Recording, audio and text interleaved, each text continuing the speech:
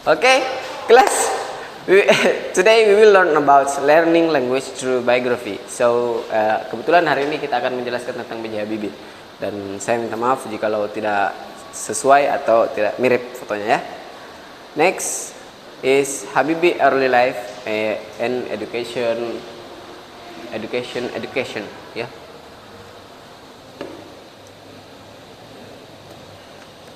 Okay. So, childhood in Makassar. Beliau lahir di tahun 1936. Okay. Habibie spent his early years in the vibrant city of Makassar, where he developed a deep curiosity about the world. Jadi, Habibie ini merupakan salah satu tokoh yang besar di Makassar dan mengumpulkan pengetahuan-pengetahuan umum terkait dunia di daerah Makassar ini. The next is German education. After excelling in school, Habibie traveled to Germany to study aerospace engineering, and laying the foundation of his future success. Jadi setelah excelling, anak-anak? No, so I thought saya kira Habibie lahir dan besar di Paris. Mungkin lahir. Habibie. Yes. Lahir di Paris. Yes. Tapi kita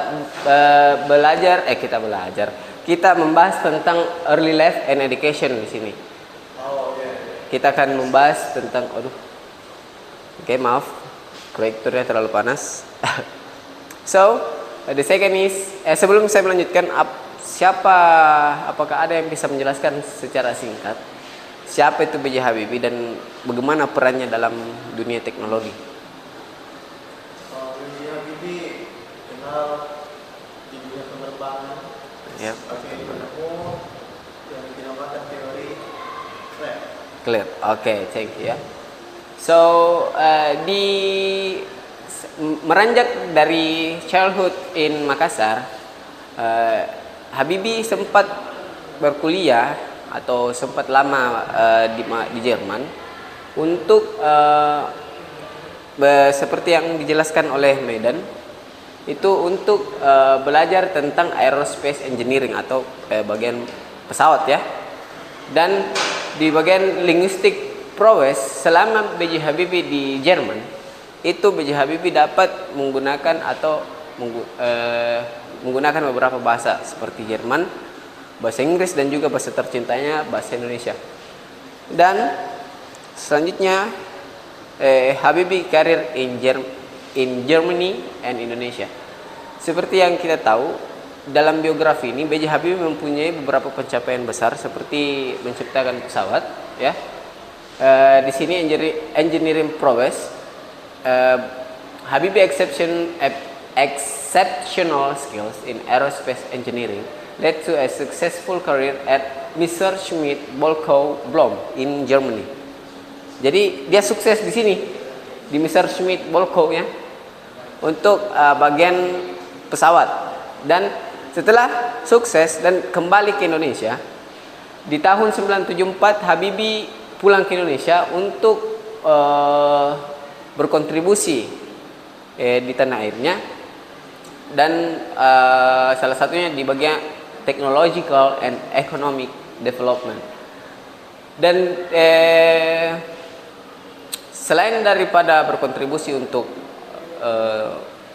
negaranya, language as a bridge itu juga merupakan salah satu poin yang saya ambil di sini di bagian Habibie career, karena Habibie influence in multiple language allow him to navigate the complex cultural and political landscape Indonesia. Jadi di sini poin yang bisa saya ambil atau saya bisa berikan kepada kalian, karena hanya beberapa orang yang mampu untuk menguasai dua bahasa, dan B.J. Habibie sendiri mampu untuk menguasai 3 bahasa. Oke, apakah sudah jelas? Maaf. Selanjutnya di Habibie contribution to Indonesian technological development. Di sini Habibie berkontribusi besar untuk Indonesia di bagian teknologi development yang saya jelaskan sebelumnya, mampu untuk berperan penting di bagian teknologi aerodinamik atau bagian pesawat ya. Di sini satu, aerospace industry.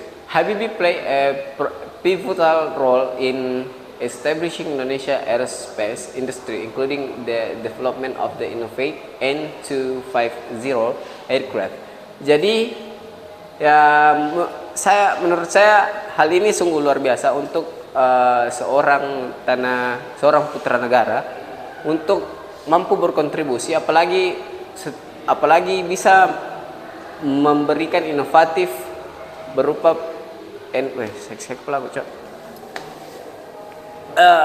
saya duduk ya, maaf sebelumnya anak-anak, saya duduk. Jadi di kontribusi terbesar Habibie ini merupakan aerospace industry yang dimana dia berinovatif atau dapat berperan penting dalam perkembangan N250 aircraft and shipbuilding. He also spearheaded the growth of Indonesia shipbuilding sector, leading to advance in maritime technology and transportation. Maaf, saya tipu karena bapak lagi sakit. Selain berpendidikan tinggi di bagian aerospace industry, B.J. Habibie juga memiliki pengetahuan tentang shipbuilding ya. Dan yang terakhir, technological innovation. Habibie vision and leadership drive numerous technology breakthrough that transform Indonesia industrial landscape. Dan menurut saya dari 2 poin di atas ini sudah sangat cukup untuk B.J. Habibie dapat breakthrough atau breakthrough?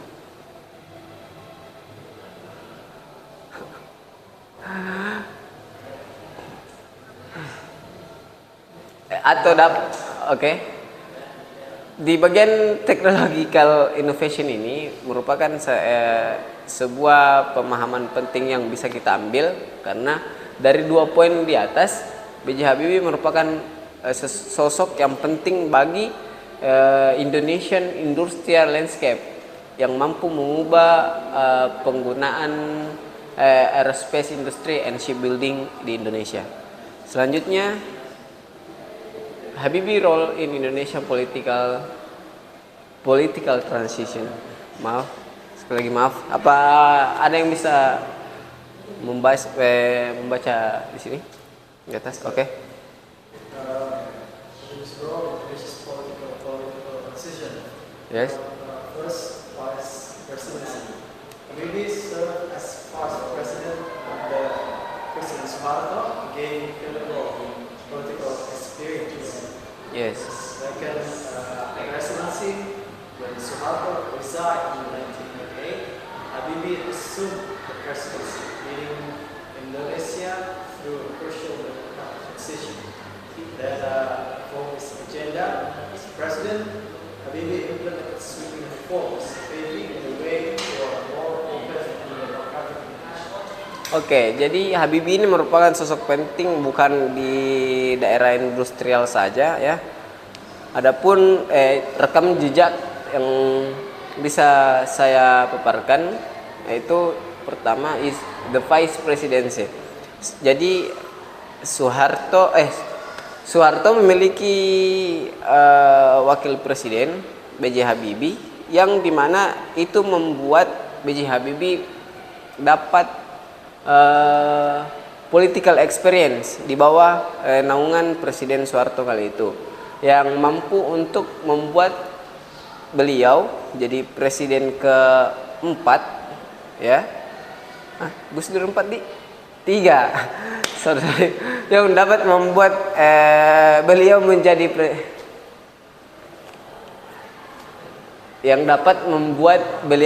presiden ketiga dari negara Indonesia ini.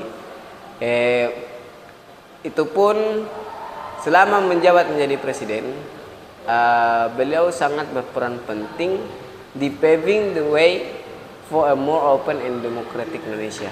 Jadi beliau merupakan salah satu bapak pemimpin ya, dan berperan penting dalam pengembangan politikal dan industrial di Indonesia. So next is key lesson from Habibie linguistic journey. Ada yang bisa membaca ini? Ya, Were.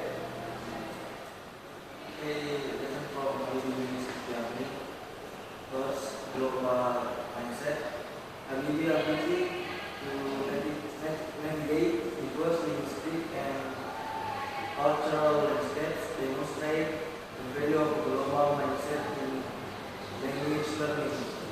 Next. Innovation. Habibie innovative approach to problem solving can inspire language learners to find creative ways to overcome language barriers. And third, lifelong learning.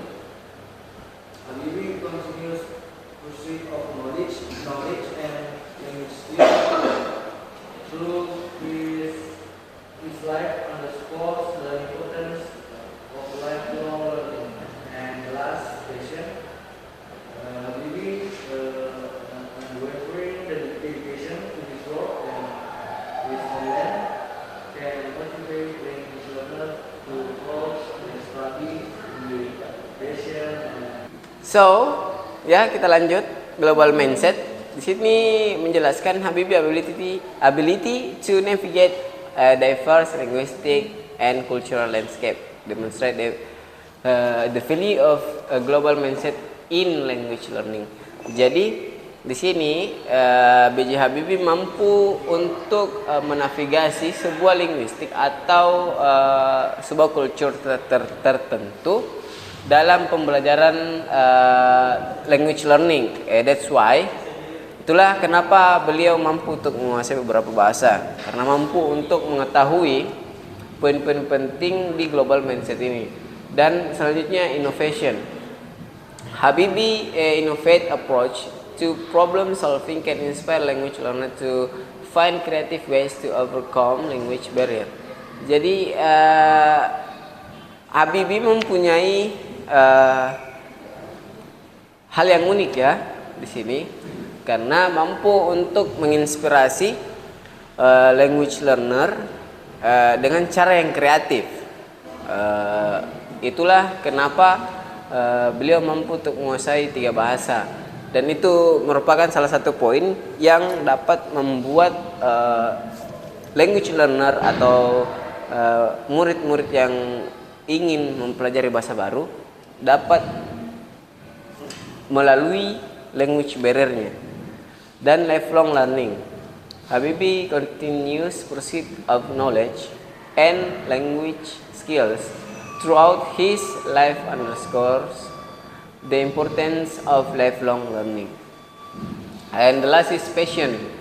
Habibie unwavering dedication to his work and his homeland. Seperti yang saya sebutkan tadi, beliau mampu untuk mendedikasikan kerja kerasnya untuk tanah airnya, dan juga mampu untuk melakukan pendekatan yang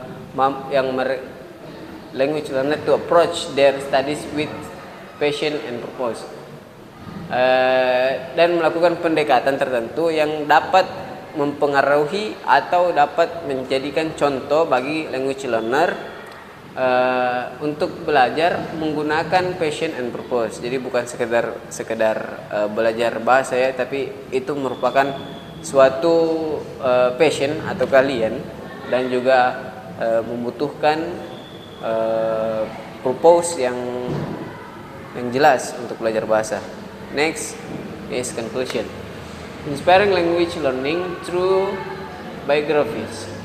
Kenapa saya mengambil biografi untuk mengajarkan kalian bahasa? Karena the first is biographies as inspiration, exploring the linguistic journey of influential figures like B.J. Habibie can inspire language learner to broaden their horizon and unlock new possibilities. Jadi kenapa saya mengambil B.J. Habibie ini?